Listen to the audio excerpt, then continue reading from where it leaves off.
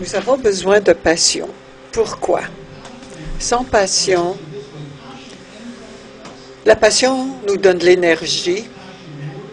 La passion nous motive et il y a de la créativité en nous quand nous avons la passion.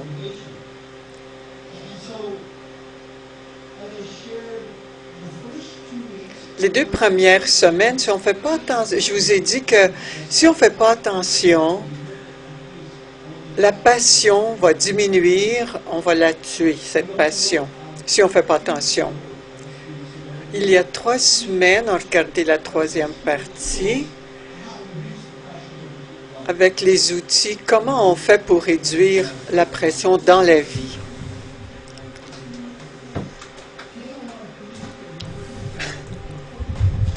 Aujourd'hui, on va regarder comment refocuser nos énergies pour restaurer notre passion.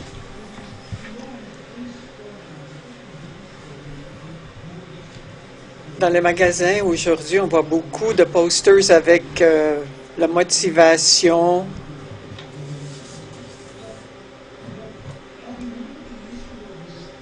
Mais quand on regarde comment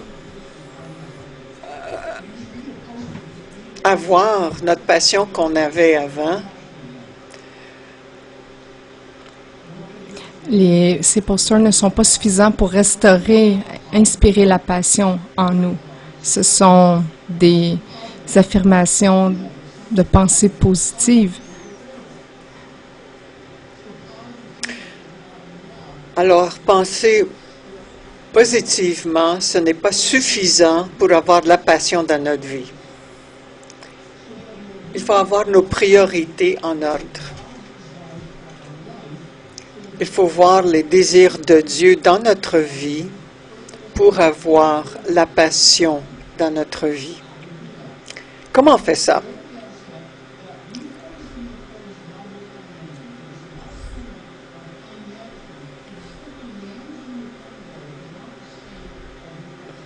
Gérer son temps n'est pas la même chose que recentrer nos priorités ou nos passions.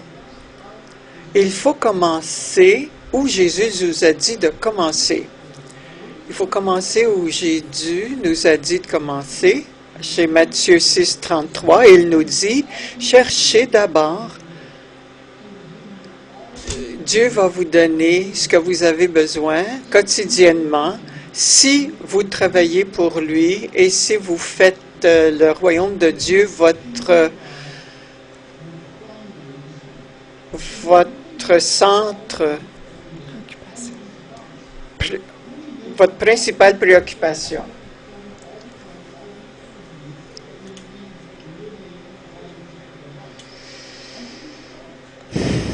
Jésus nous a montré ça. Il a dit, on peut avoir tout ça, et il nous a dit comment le faire.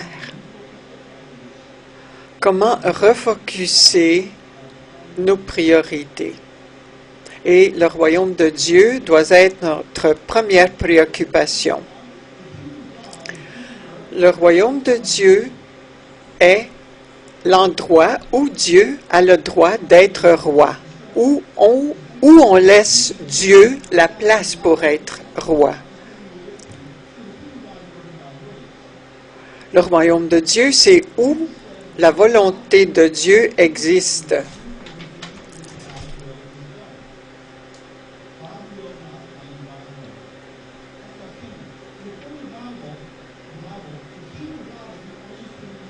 Le royaume de Dieu est le seul royaume qui va durer. Tous les royaumes que l'homme va construire vont éventuellement se terminer. Il n'y a seulement que le royaume de Dieu qui va continuer pour toujours. Ce n'est pas seulement comment gérer son temps, comment ajouter une autre chose à mon horaire.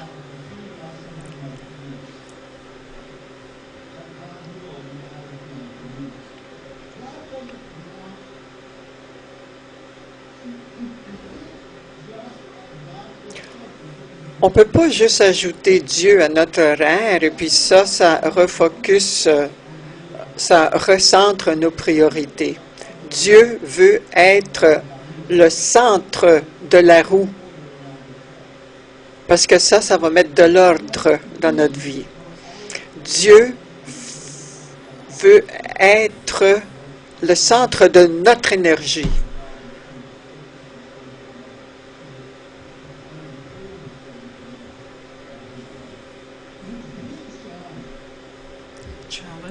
Défi. Voici le défi.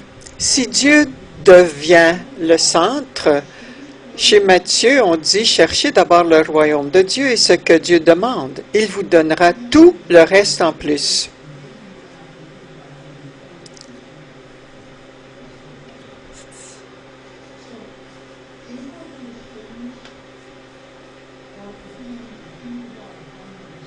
Expérimenter un changement de cœur, comme dans Matthieu 3, verset 2.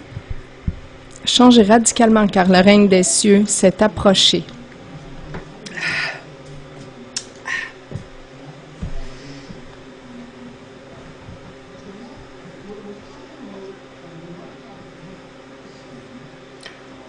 On parle de refocuser notre vie. Habituellement, ce qu'on fait, on ajoute autre chose à notre horaire. Des activités spéciales, par exemple, à nos vies qui sont déjà très occupées. On ajoute Dieu, l'Église, notre ministère. Alors ça, c'est pas refocuser. Ça, c'est juste ajouter d'autres priorités. C'est pas comme ça que ça marche.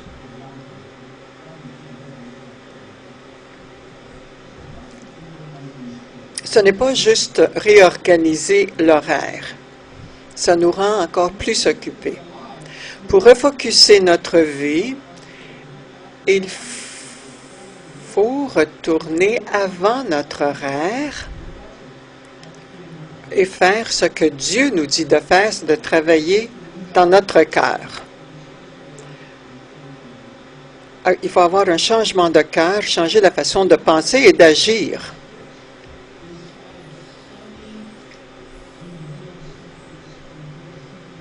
Soudainement, on commence à voir les choses différemment.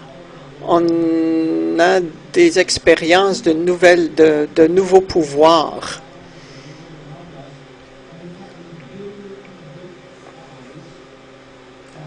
Parfois, lorsqu'on regarde autour de nous et on a ce regard amer, et on se dit, pourquoi est-ce que je devrais être reconnaissant? Il n'y a rien de bon qui m'arrive et je ne suis qu'envieux. Mais lorsque cet interrupteur dans notre tête s'allume, tout à coup, on devient reconnaissant. Notre manière de penser change et on se dit, ah, finalement, j'ai quand même ça de bien dans mon mariage, dans ma vie professionnelle. Donc, on commence à changer de la manière dont on agit.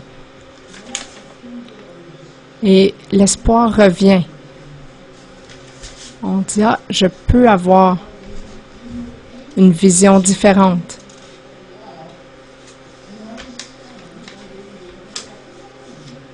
Tout à coup, on se réveille un matin et on se dit, je n'ai pas besoin d'être en colère contre ces personnes-là ou cette situation-là. Je peux juste laisser aller et pardonner. Relâcher, laisser aller l'offense.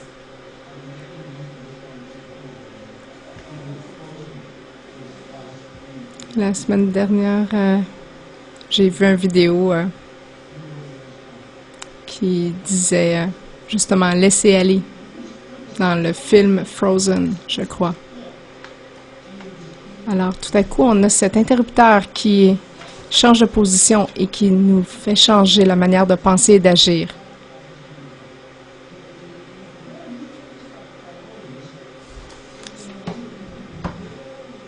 Si nous allons refocuser nos énergies pour avoir plus de plaisir dans notre vie, la Bible dit qu'il faut avoir un changement de cœur.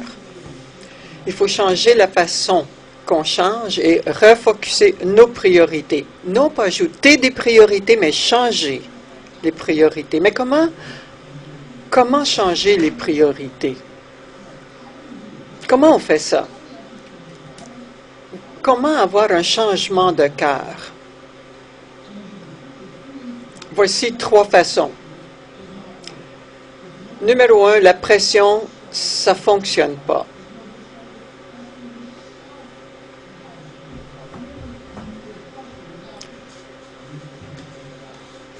Quand on ressent de la pression, on a tendance à repousser, à refouler cette pression. Ça ne fonctionne pas. La culpabilité.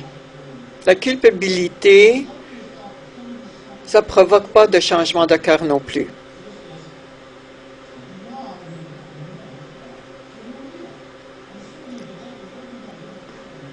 Lorsque sur notre panneau de contrôle de la voiture, on a une lumière qui allume, ça nous avertit qu'il y a quelque chose qui ne va pas, mais on ne sait pas du tout ce que c'est. Alors, la culpabilité fonctionne de la même chose. Ça ne règle pas le problème, tout comme la lumière qui s'allume dans le tableau de bord. Ça ne fait qu'indiquer quelque chose, qu'il est temps de changer de cœur. On dit que le temps guérit toutes les blessures, mais ça, c'est un mensonge, parce qu'il y a beaucoup, beaucoup de blessures que le temps ne guérira jamais. Le temps ne... Si le temps ne guérit pas les blessures, le temps ne vous donnera certainement pas un nouveau cœur. Donc, ces 2 éléments, on ne peut pas s'appuyer là-dessus pour changer le cœur. Sur ces 3 éléments. Donc, la pression, la culpabilité, le temps ne provoque pas de changement de cœur. Il y a 4 facteurs qui sont nécessaires. Les 4 sont nécessaires et doivent arriver pour qu'un réel changement de cœur se produise. Pas nécessairement dans l'ordre, mais ils doivent tous être présents. Numéro 1, j'éprouve de la douleur.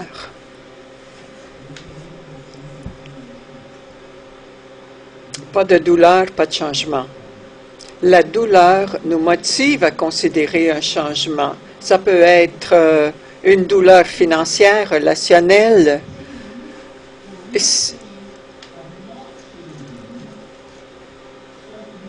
La vraie douleur de ne pas changer devient plus fort que la douleur anticipée lors du changement.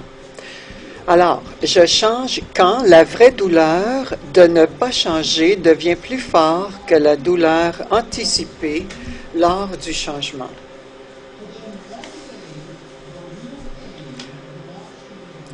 Un jour, la douleur de ne pas changer devient pire que de changer. Alors, on se dit, bon, ben, peut-être c'est le temps que je change. 2 Corinthiens 7, 10. En effet, la tristesse, selon Dieu, produit un changement radical qui mène au salut. Le problème est que si la douleur ne provoque pas de changement, on s'éloigne de Dieu. On ne s'approche pas de Dieu.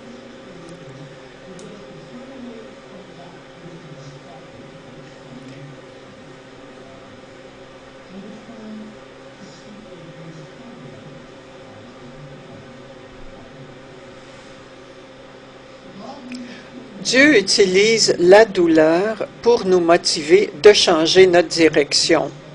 Les psaumes 119, 71, pour moi, la souffrance a été une bonne chose. Elle m'a appris ce que tu voulais.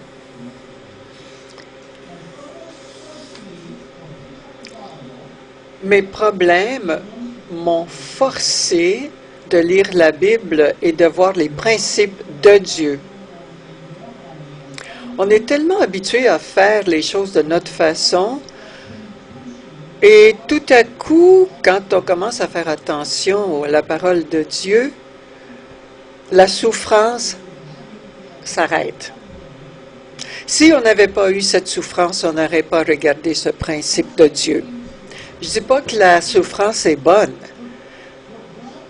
mais ce que Dieu fait, il utilise cette souffrance pour nous révéler quelque chose dans notre vie. Dieu ne gaspille jamais la souffrance. Il veut qu'on découvre des principes dans sa parole pour qu'on puisse changer notre vie.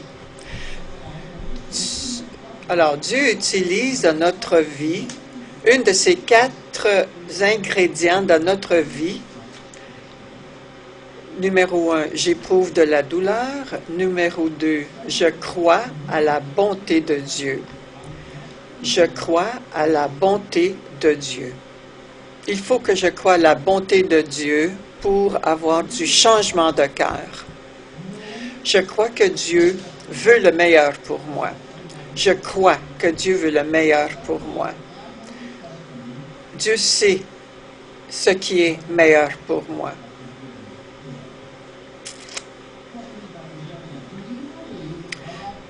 La question est que, croyons-nous que Dieu est assis dans les cieux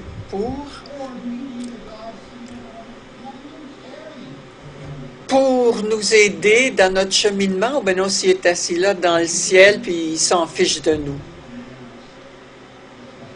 Dieu veut le meilleur pour nous. Ésaïe 48, 17 dit, « Moi, le Seigneur, je suis ton Dieu. C'est moi qui t'enseigne ce qui doit être utile. C'est moi qui te conduis sur le chemin que tu suis. » Dieu nous dit, je te connais, je sais ce qui est le meilleur pour toi. Mais voici le problème, quand Dieu dit ça, c'est quoi le problème? On l'a entendu avant. On était des petits enfants, puis on a entendu cette phrase. Nos parents disaient, « Mon enfant, fais ce qui est bien pour toi. Moi, je sais ce qui est bon pour toi. » Nos parents nous disaient ça.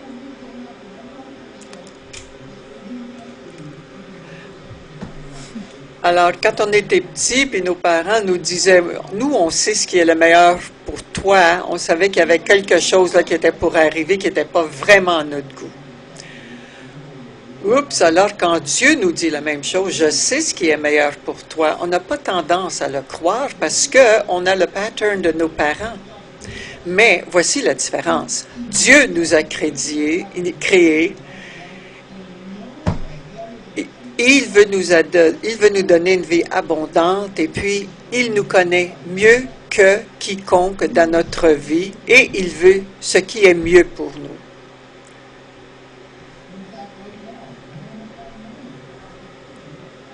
Maintenant, en ce moment, Dieu travaille d'une minute à l'autre pour ce qui est le mieux pour nous dans notre vie. Romains 15, 13. Que Dieu qui donne l'espérance nous remplisse de paix et de joie à cause de votre foi. Dieu est un Dieu de paix, de joie et d'espérance. Si je vais à un poste d'essence, je vais avoir ce qu'ils vendent, c'est de l'essence. Si je vais à un dépanneur, je vais avoir du 7-Up et puis des chips. Si je vais à Dieu, je vais avoir ce qu'il donne, l'amour, la paix, la joie, l'espoir. Ça, c'est son magasin. Dans le magasin de Dieu, c'est ça qu'il donne. Pas de la tristesse, pas de la condamnation.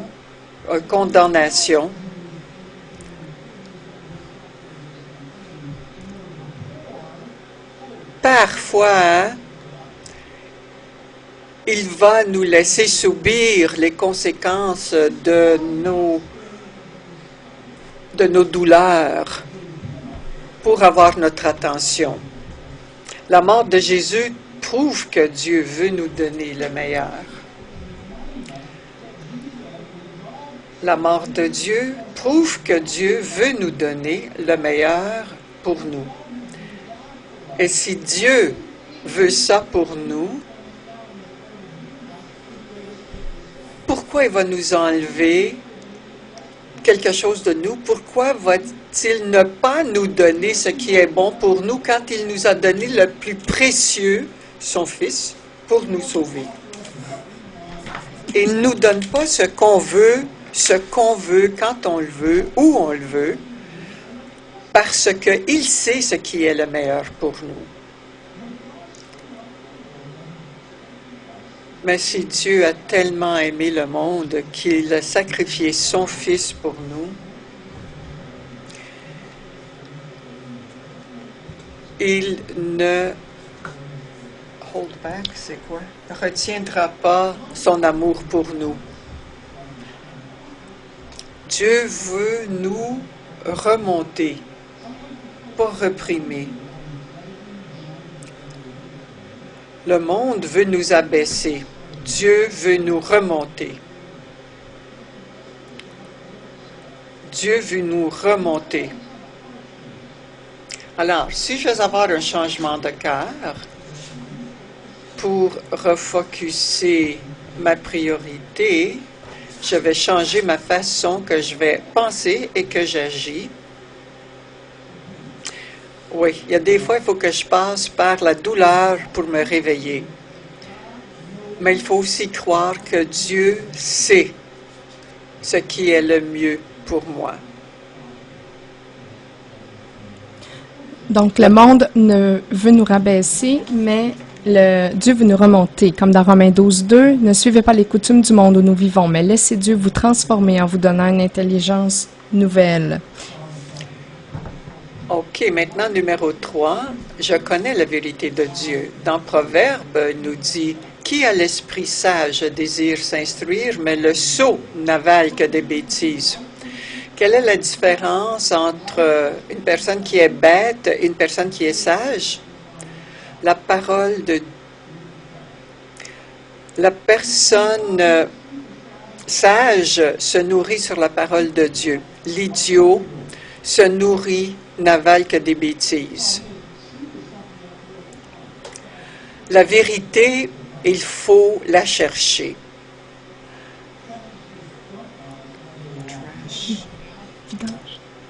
Les vidanges sont là quotidiennement, on n'a pas besoin de le chercher.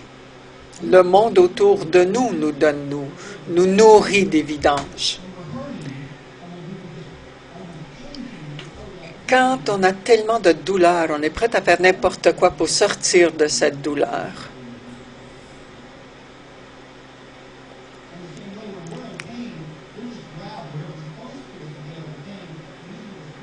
Et habituellement, la chose qui est la plus proche de nous est le vidange, sont les vidanges. Quelqu'un qui est désespéré, qui a vraiment faim, va aller se nourrir dans les vidanges si elles sont accessibles. Si on n'a pas la vérité dans notre vie, on va prendre les vidanges n'importe quand parce que c'est là, c'est à la portée de la main. Pas besoin de le chercher. Savez-vous pourquoi il y a les gens qui croient les choses bizarres? Parce qu'ils ont de la douleur très profonde et la chose la plus près d'eux sont les vidanges. Et c'est à la portée de la main. Alors, les vidanges sont là et puis ils veulent sortir de leur douleur, alors ils vont aller manger dans les vidanges. Ils vont se nourrir de vidanges.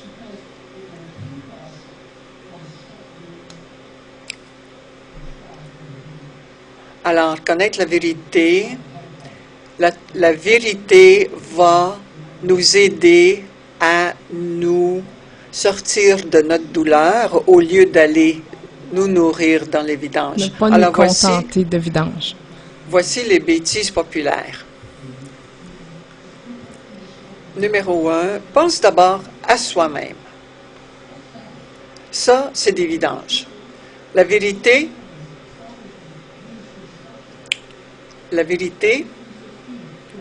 en Jacques 3,16 nous dit en effet, là où il y a ambition personnelle, il y a du désordre et toutes sortes de pratiques mauvaises.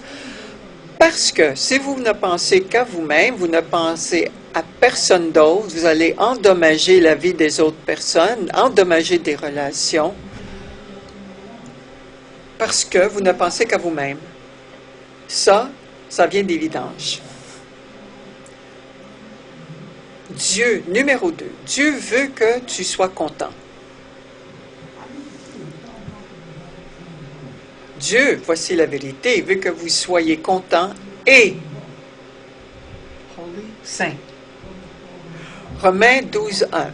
Offrir vos corps comme un sacrifice vivant, saint, agréable à Dieu, ce qui sera de votre part un culte raisonnable. Dieu veut que vous soyez contents.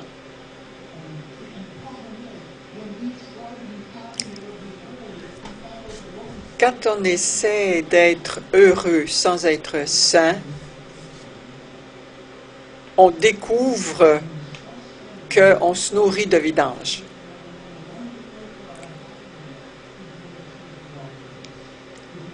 Quand on pense d'abord à soi, nous-mêmes, on fait des mauvais choix.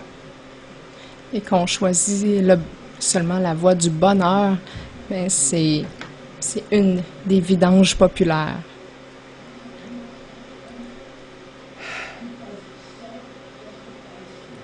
Alors là, la troisième chose, il n'y a rien là, Dieu te pardonnera. Ça, c'est une autre bêtise populaire. Et ça, c'est faux. Vous allez être endommagé. En prenant de mauvaises décisions, oui, Dieu va vous pardonner, mais vous allez vous endommager. Vous allez briser votre cœur.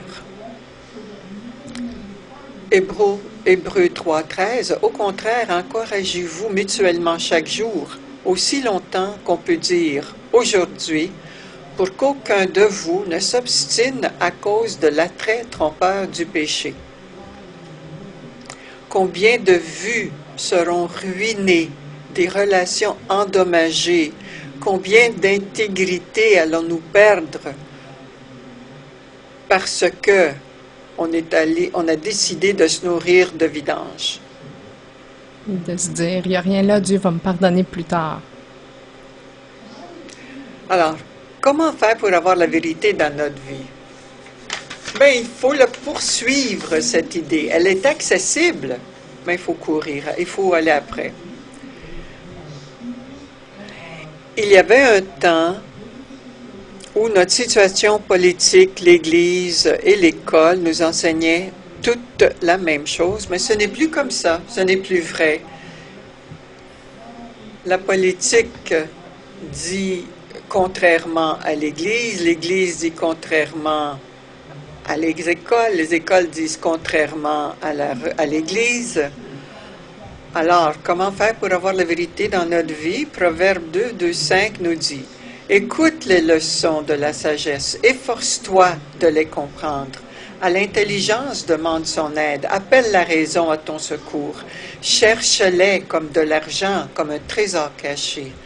Alors tu découvriras comment respecter l'autorité du Seigneur, tu réussiras à connaître Dieu. En cherchant Dieu, la parole de Dieu, la sagesse de Dieu, c'est là que vous allez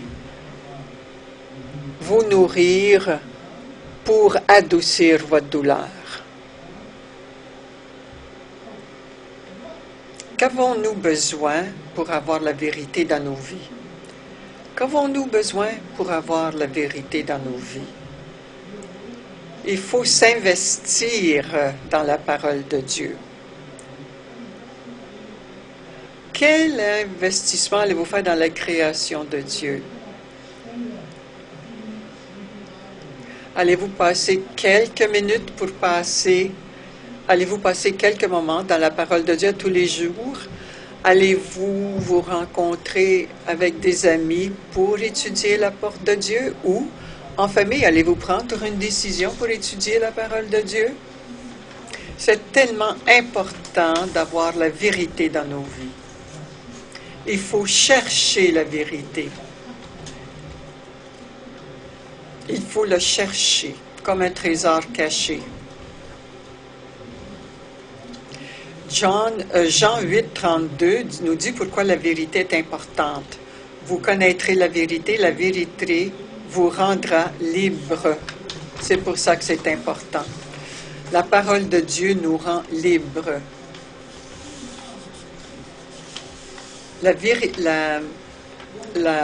Freedom, Liberté. la liberté vient de la vérité, non pas de vidange. Ça nous donne l'habileté de dire non à des choses ridicules.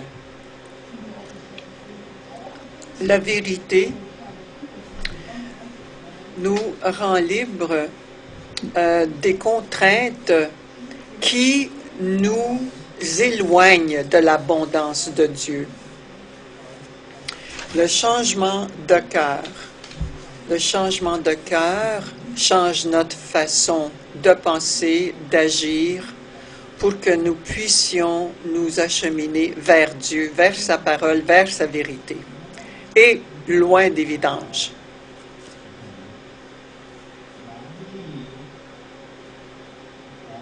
Donc, pour changer de cœur, on doit avoir expérimenté la douleur, croire que Dieu est bon, savoir quelle est la vérité. Et le dernier élément, c'est de faire ce que Dieu dit, le mettre en action. Numéro 4, je fais ce que Dieu dit. Non pas en parler, mais le faire. J'aime Colossiens 2:7. Enracinez-vous et construisez-vous en lui. Affermissez-vous dans la foi. Matthieu 3:8 dit, faites les choses, montrez par des actes que vous avez changé de mentalité. Du Colossiens, c'est Matthieu, ouais. Arrêtez de jouer après l'ordinateur et aimez votre femme. Arrêtez d'en parler, faites-le. Faites-le. Arrêtez d'en parler, faites-le. Oui, il faut avoir de la douleur pour avoir un changement de cœur. Oui, Dieu veut le mieux pour nous. Oui, il faut changement de cœur. Mais il faut faire ce que Dieu nous dit.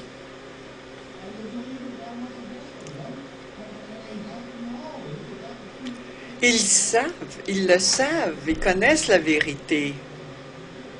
Mais ils ne l'appliquent pas, ils ne font pas ce que Dieu leur dit. Parce que leur vie est tellement Sens dessus-dessous. sans dessus-dessous qu'ils ne savent même pas où commencer pour avoir un changement de cœur.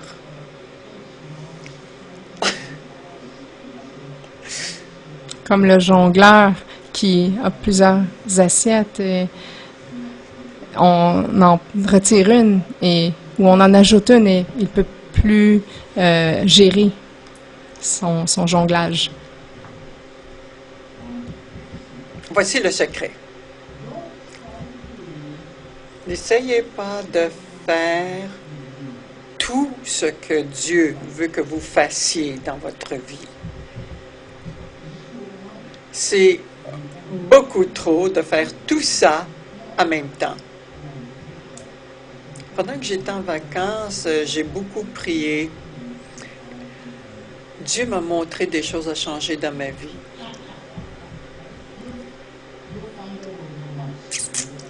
Vous allez voir, il parle à son épouse, là, tu vas le savoir dans les mois qui viennent.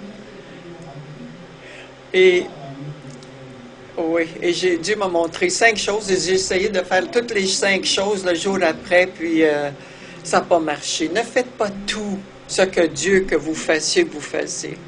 Dieu vous dit de faire une chose, faites une chose à la fois.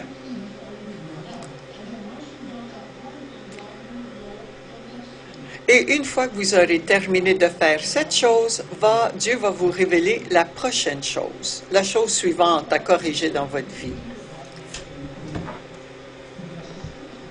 Peut-être que Dieu que vous confessiez un péché à quelqu'un d'autre.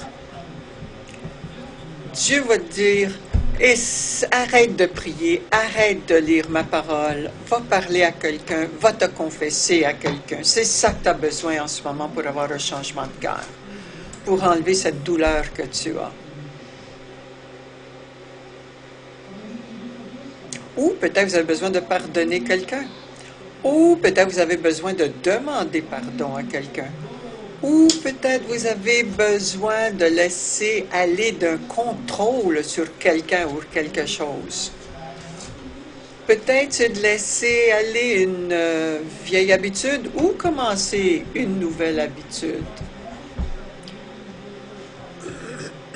Peut-être que Dieu veut que vous preniez le temps de que vous preniez le temps d'étudier sa parole à tous les jours.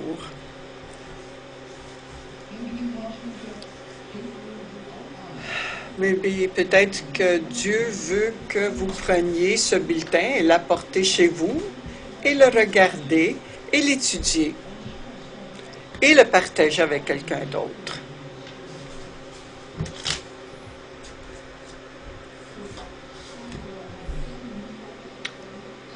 Comment refocuser nos priorités? Commencez avec une chose que Dieu vous a montrée. Changez cette chose que Dieu vous a montré de changer. Ne faites pas toutes les choses en même temps.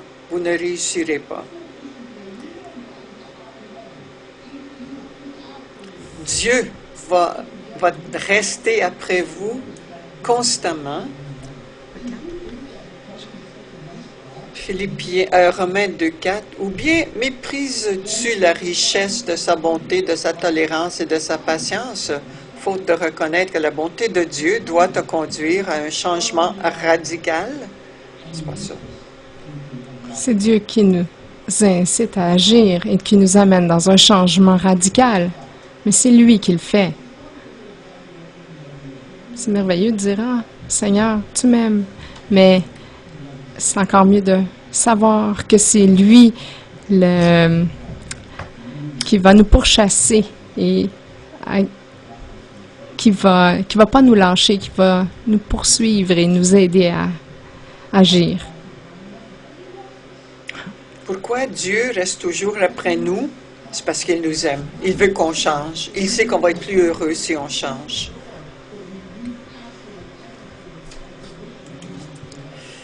Il veut que vous ayez la passion de l'énergie dans votre vie. Et vous le montre comment le faire.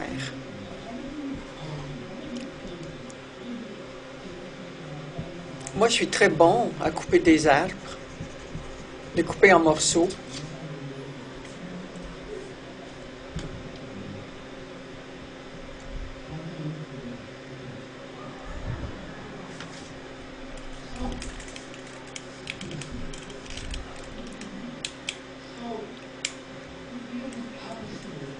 Nous avons un pommier dans notre cour arrière que Cathy et moi avons planté.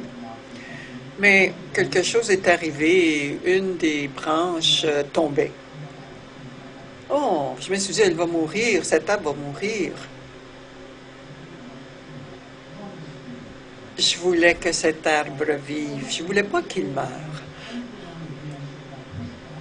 Alors, j'ai pris de la corde et j'ai serré cette branche qui tombait vers l'arbre. Là, la branche était cassée. Et la branche, après que j'ai mis cette corde autour de la branche, je l'ai attachée à l'arbre, elle a vécu.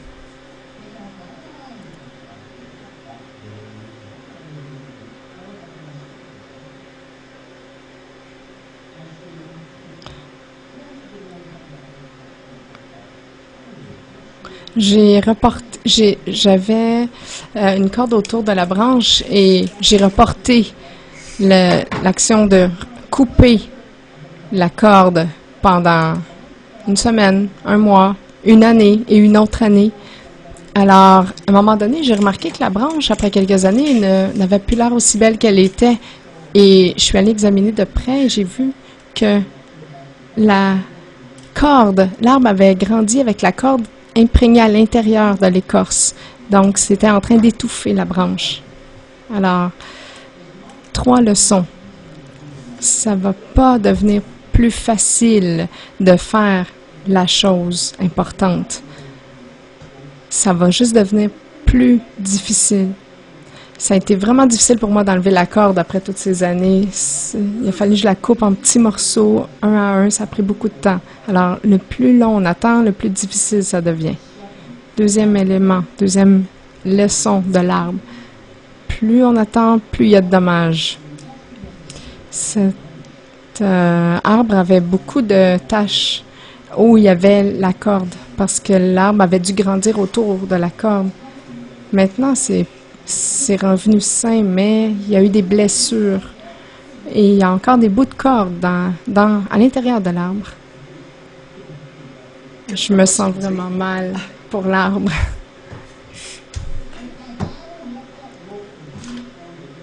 Si j'avais laissé la corde encore plus longtemps, mon intention noble au départ aurait fini par tuer l'arbre.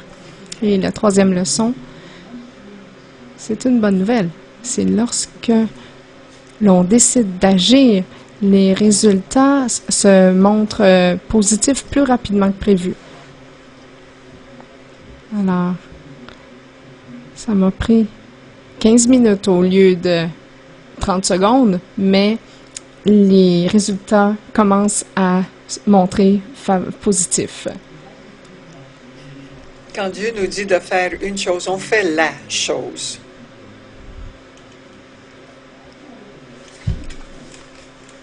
La peur, le perfectionnisme viennent dans le chemin. Philippiens 3, 13, 14. Non, frères et sœurs, je ne pense pas que j'ai déjà obtenu le prix.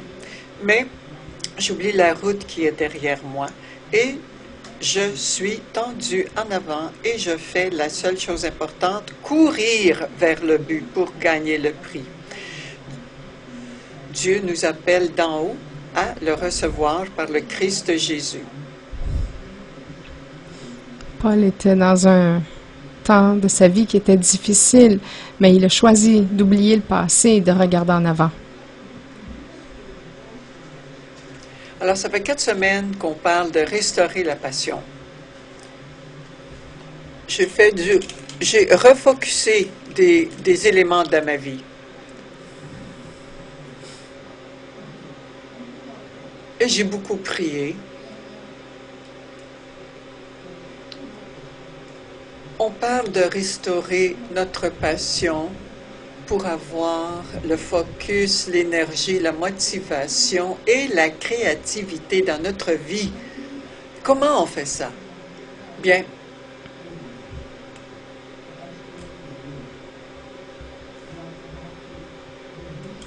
il faut réduire la pression dans notre vie pour prendre du temps dans notre vie quotidiennement pour être seul avec Dieu. Une fois qu'on a identifié les 8 tueurs de passion, et nous avons besoin de refocuser nos priorités par demander Dieu à tous les jours. Dieu, montre-moi une chose aujourd'hui que je dois faire aujourd'hui. Et faites cette chose-là, la chose que Dieu vous montre.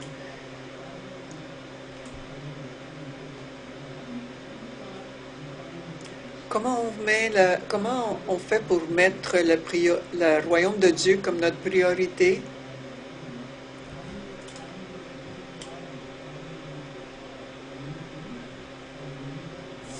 Faites la chose que Dieu vous dit de faire. Quand vous passez du temps avec lui quotidiennement, vous lui demandez « Qu'est-ce que tu veux que je fasse aujourd'hui? La chose que je fasse aujourd'hui. » Faites la chose. C'est comme ça que vous obéissez Dieu et que vous avez le royaume de Dieu dans votre vie.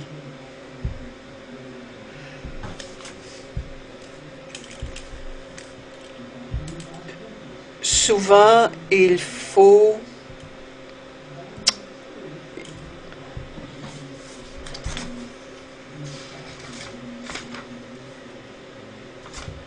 on doit donc commencer à expérimenter la douleur. On doit croire à la bonté de Dieu, connaître la vérité de Dieu, puis faire ce que Dieu nous dit de faire. Alors qu'on le fait, la passion revient, l'énergie nous revient, notre créativité. Notre appel se manifeste. Alors, la grande question est, quelle est la douleur que vous expérimentez maintenant? Est-ce que c'est une grande fatigue?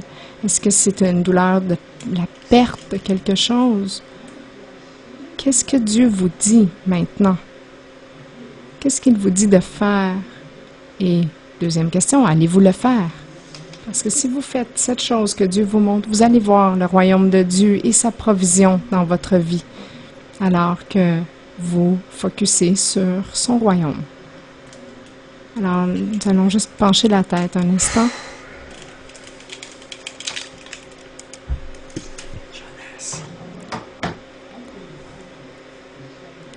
Je crois que chacun de nous ici, nous avons un peu de douleur aujourd'hui. Et toi, Dieu, tu appliques un peu de douleur dans nos vies pour nous libérer. Ça peut être la douleur physique, émotionnelle. Mais je crois que chacun ici entend ta voix.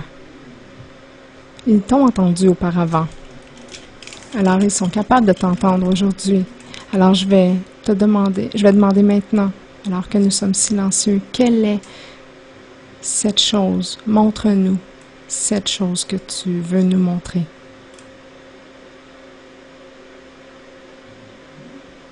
Ça peut être facile, ça peut être difficile, mais tu nous aimes tellement que si tu nous dis que si nous faisons cette chose, tu promets de nous fournir cette énergie, ces ressources nécessaires pour la faire et l'accomplir.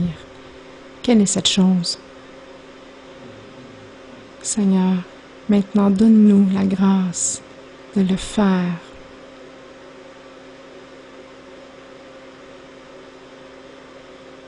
D'agir.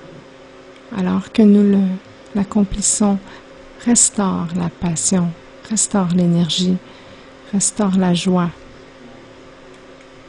restaure l'efficacité, restaure la vitalité dans nos vies.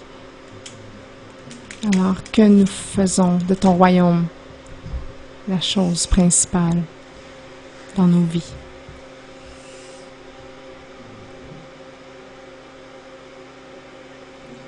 Seigneur, dis-nous simplement cette chose et aide-nous à accomplir ce que tu nous dis afin que nous soyons ce peuple passionné que tu nous appelles à être et d'accomplir ce que tu nous as créé à faire. Alors, nous prions cela dans le nom de Jésus et le peuple de Dieu dit Amen.